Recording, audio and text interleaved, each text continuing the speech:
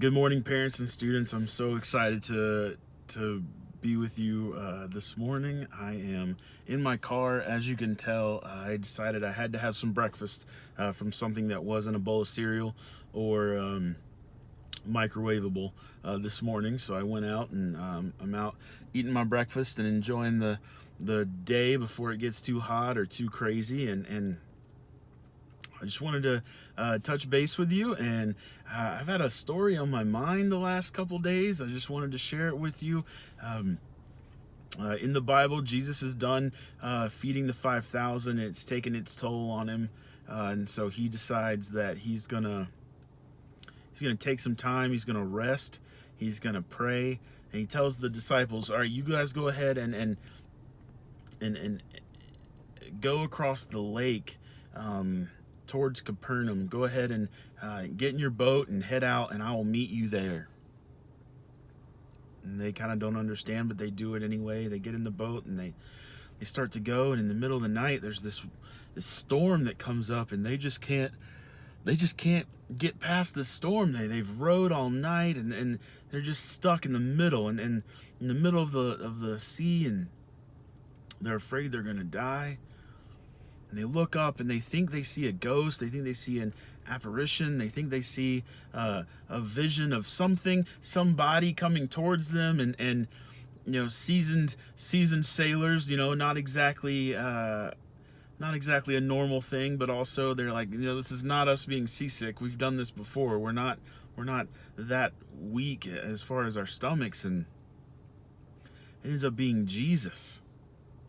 He's walking on water towards them, and they're so impressed with him.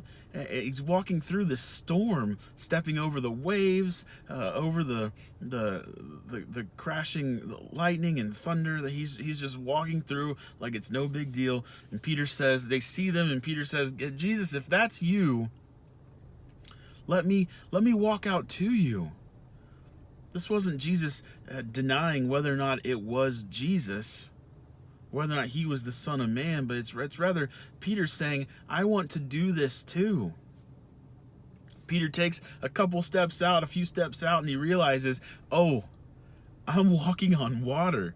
There's storm around me. There's waves around me. This is scarier than I thought it was going to be.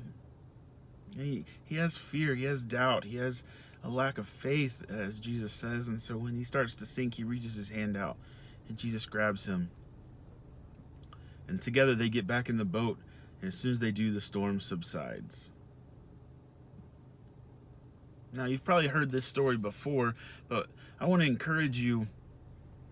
Sometimes there are storms around us, and we think we can see Jesus. We're not 100%, right? And then Jesus asks us to step out on faith to do something in the midst of that storm. And we are gung-ho for it. Yes, we are definitely doing it. And we take a couple steps in the right direction where God wants us to go, and then all of a sudden we get scared. All of a sudden the reality of where we are and what we're facing and how difficult the situation might be starts to overwhelm us. And the truth is, that's a valid way to think, because we can't do it by ourselves. We need God. We need Jesus. So when we reach our hand out to him, when we reach our hand out, he's there to grab us. So today I want to encourage you, do something that takes a step out, that takes you out of your comfort zone, out of your boat, into the storm. Even if your boat is scary, it's not as scary as stepping out into a storm, right? And I want you to do something that God has asked you to do. I want you to step out on faith, and when things start to get difficult, because they will, when things start to get difficult, I want you to know that Jesus is there with you. I want you to put your hand out and know that he's got you. I love you, and I can't wait to see you again. God bless.